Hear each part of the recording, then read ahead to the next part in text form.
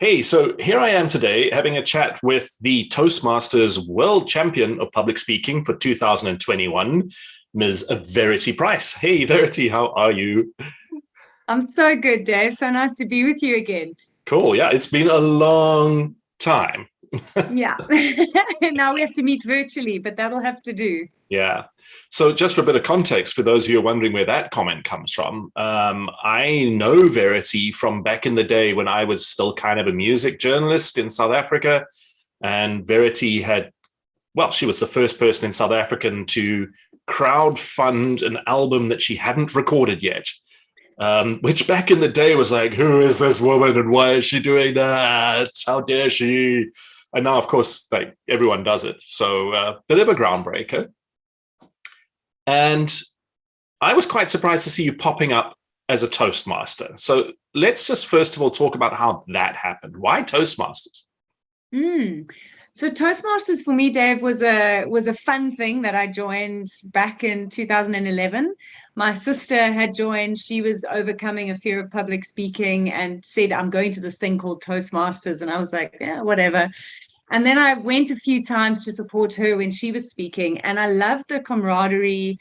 I loved that there was this place where people were practicing their speaking skills, they were building their confidence. And for me, that wasn't something I was struggling with anymore at that point. I was already speaking and singing professionally. But every time I went into a meeting, they said, do you want to try impromptu speaking? And I was like, yeah, that's fun. And I won a few times. And then, I think winning anything kind of gets your interest going, oh, I think I'll join. And so it really was for fun that I joined. And I had no idea that by joining, once a month meetings, my life was about to change from a leadership learning perspective and also a speaking perspective. Okay. Okay. Now, that journey has, I'd like to say culminated, but I'm assuming you're going to carry on in winning the global, the world's Toastmasters Public Speaking Championship. Now, that you did in just over 7 minutes with a talk entitled A Great Read. And I really wanted to talk to you about that because towards the end of that speech, well, and in the beginning as well, you say, if you don't like what's happening in your life, just change it. Yeah.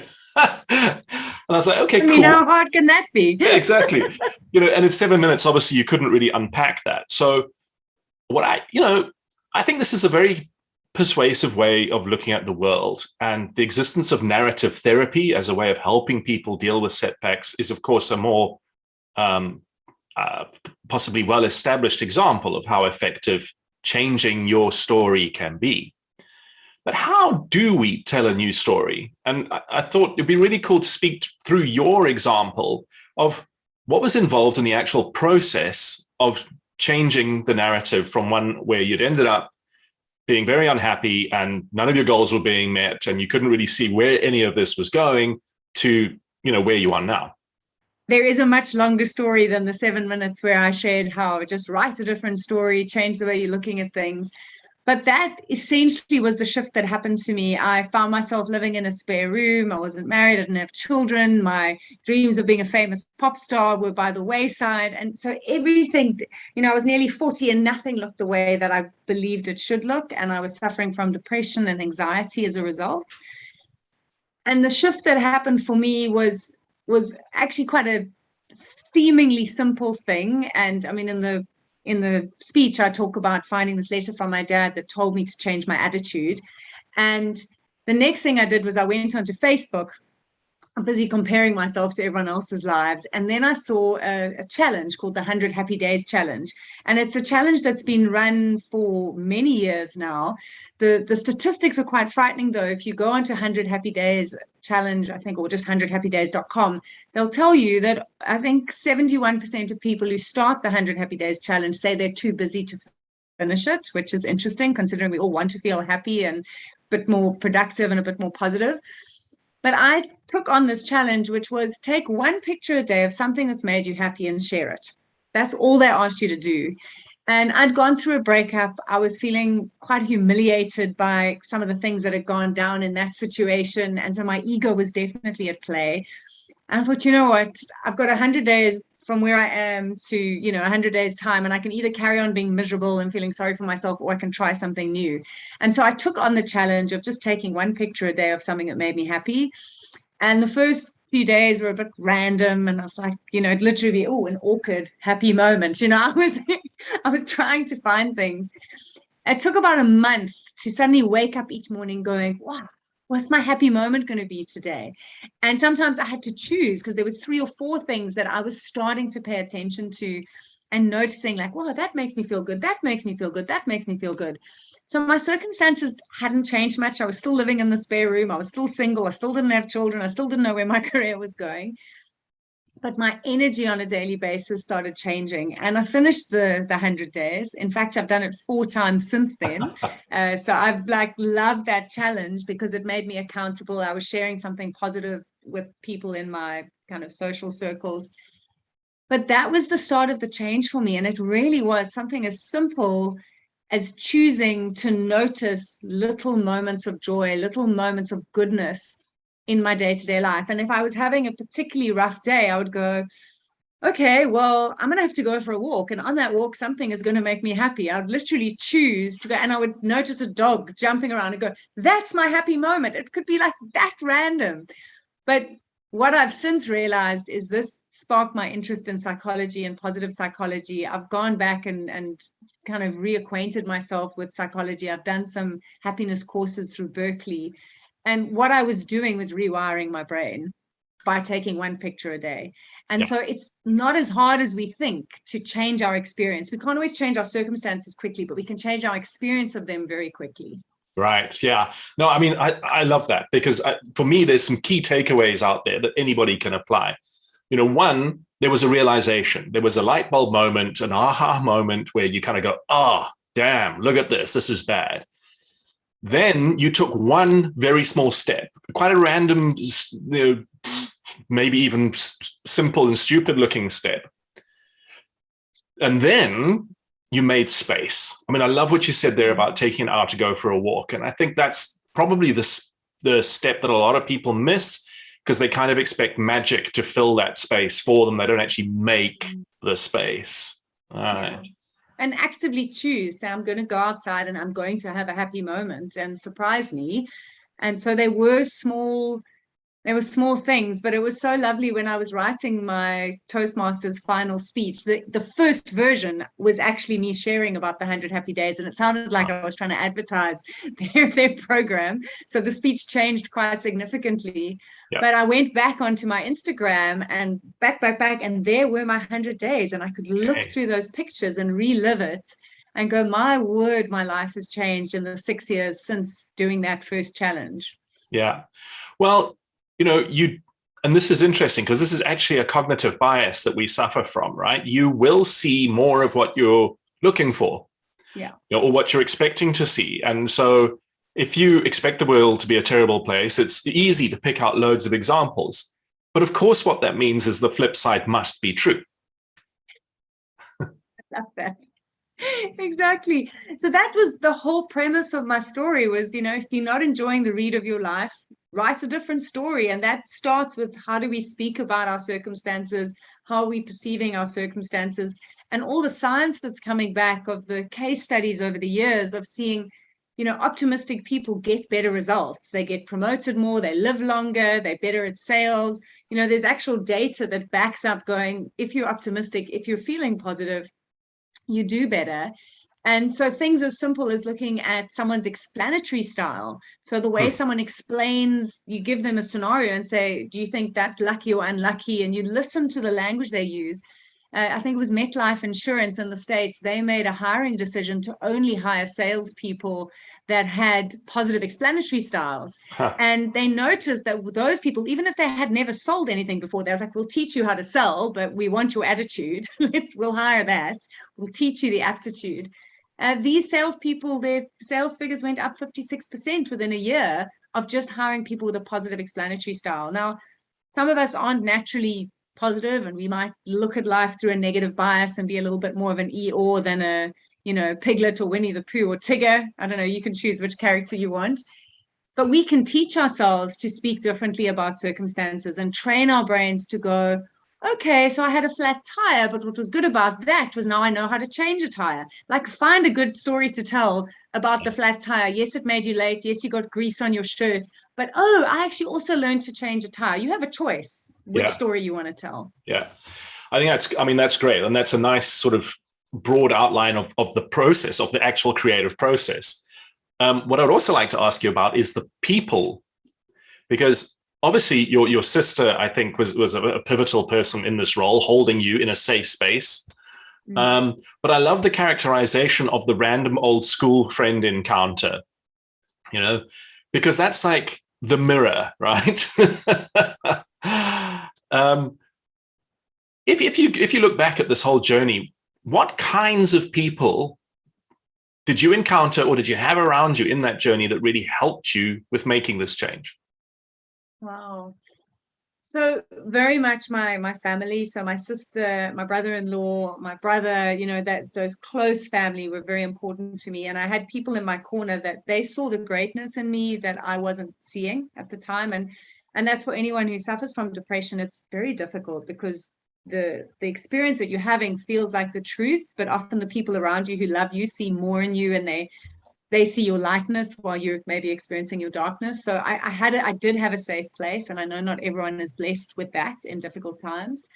And then my friendships, I have significant women in my life, and one or two very close male friends as well, who also hold me to a higher standard, and they looked beyond the drama. And I was someone who took up a lot of airtime on a couch. If I could get on a couch and tell you how hard my life was, like, I was not afraid to do that. In fact, my brother-in-law jokes about the dent in the couch of all the nice Verity going, when's my life going to change? And then things changed. But one of the big things that changed, and I think it's important I mention it, or two things that really helped in terms of therapies and processes that are out there that can make a difference.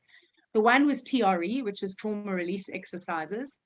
And I was doing that through the time I was going through a breakup. I was also trying to come off antidepressants, anti-anxiety, and learning how to let my body just process trauma through shaking. I mean, it sounds bizarre, but something as simple as, fatiguing your body through some yoga exercises and then lying on the floor and letting it looks like you're having a small fit.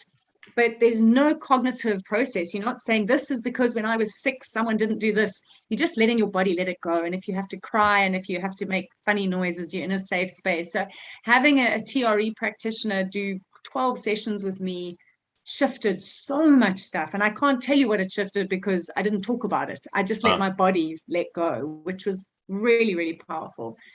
And then the thing that came about 2 years later was Brandon Bay's work, The Journey.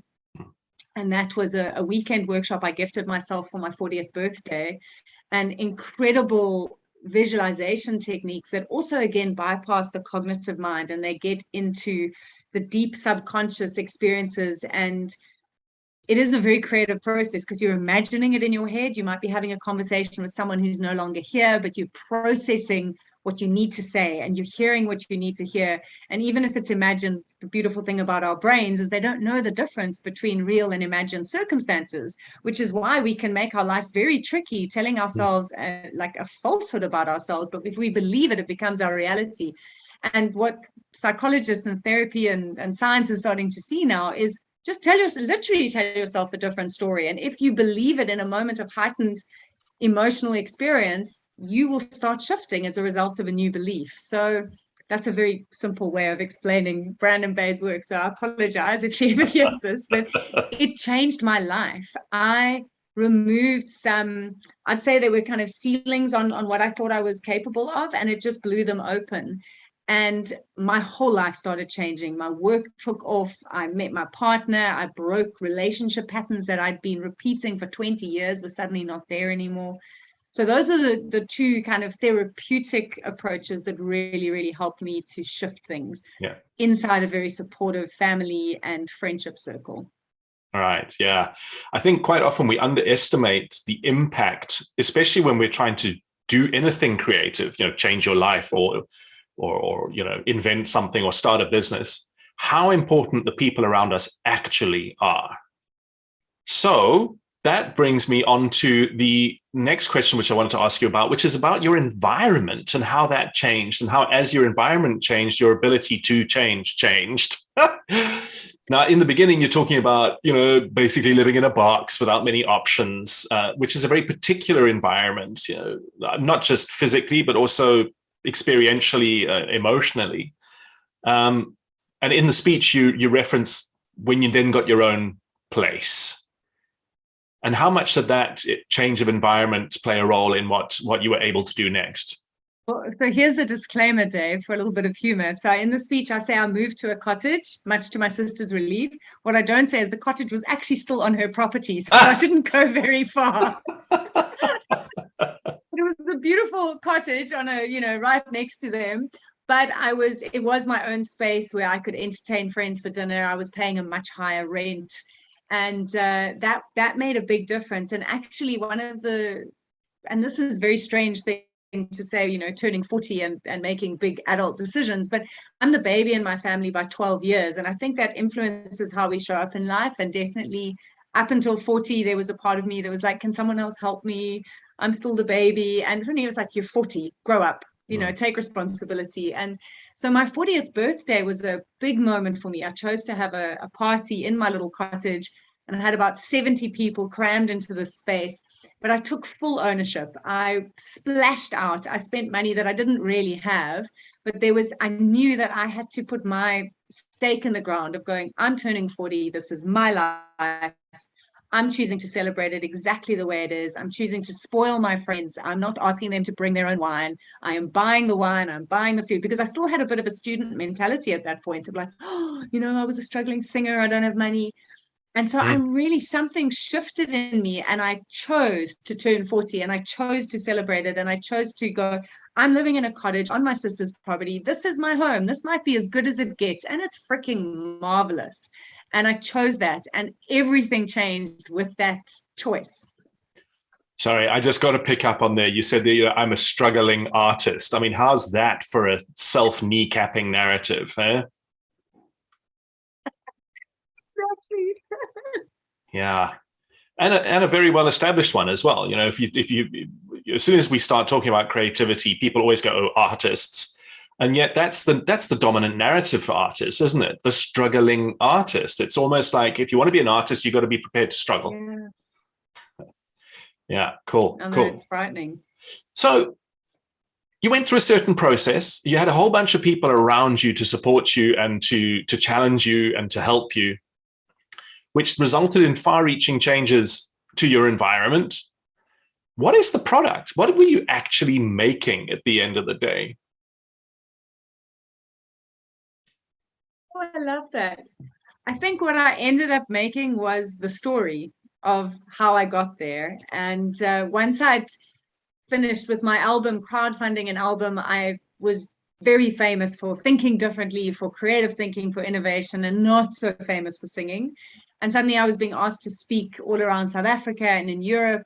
And I'd say, great, can I bring my band? And they'd always say, no, we just want to hear about the thinking. And I was like, okay, that wasn't really the plan. But what happened was my story of my journey has become my business. And I've got, two key bits of work that I do. The one is helping people think differently. So whether I'm speaking at a conference as the keynote speaker and I share my story of crowdfunding and lessons learned, or I'm actually helping them implement a strategy or working with their team to access creativity and get past all those blocks in innovative thinking. Or on the other side, I speak on positive psychology, which is how I overcame the depression and turned 40 and wrote a different story. Yeah. And I help people do that. So my journey has become my business, which is, if you told me at the time that all the pain and the struggles and the things that weren't working was actually going to be the thing that made me money and bought me a house and gave me all those things I wanted, I would never have believed you. But that's what it was creating. And I think for all of us, that is what our struggles create. They create the value that we offer back to the world in terms of whatever the products are that we create. Nice. I like that. I often say to people when they say, I can't find the time, I say, well, that's because time is not a thing you find lying around on the floor. You've got to make the time. Yeah. And you've got to go through the process, right? Yeah. Cool. Verity, it's been awesome talking to you about that. I mean, I don't know if you noticed, but what I was kind of cunningly doing is using Mel Rhodes's 4Ps, his 4P framework of the creativity, to try and get a more rounded understanding of your story by asking you about creative person, creative product, creative process, and what he calls the press or the environment. Because what I found so inspiring about your story was that it was so clearly a journey. And so often when people are talking about innovation and change, we're looking for the quick fix and we're looking for the magic. And quite often we're neglecting the most simple stuff that's lying right in front of our noses, which is the process. Just start doing something different. Yeah. So yeah. Aside from the neat roundup that you had in your winning speech, what is your key takeaway when you start talking about writing your own story? Sure. So my key takeaway is probably the simplest one, which is practicing daily gratitude. And that's something that's always in our control. It's what I always come back to. And I must say, lockdown triggered a lot of those old emotions for me. I was, locked in a small flat, my husband and I with a baby. I was suddenly the sole breadwinner and I'd been on maternity leave and I was triggering into all those negative emotions again. And when I remember to come back to gratitude, what's right here in front of me that I'm so lucky to have and that I'm maybe taking for granted, it immediately changes the way you're looking at your circumstances. And that's for me, because creativity is killed by stress. It's killed by pressure. It's killed by not feeling heard or listened to or seen. So if you can stop and see yourself and see where you are and listen to your environment and be grateful for what's there and thank it and like open up a space of going, look at all of this, that's when you can notice possibilities. And what the science shows or points to is that when people's brains are operating at positive, they take in a lot more details from their environment. When we're stressed, we narrow our focus because we're trying to fix this one thing and that's all we're doing. We miss all these things that are around us. And for me, the creative process is how do I tap into all those things that are around me? Quickest way, get your brain back to positive. Gratitude is probably the quick jump. Awesome. Verity, thank you so much for your time. It's been awesome talking to you.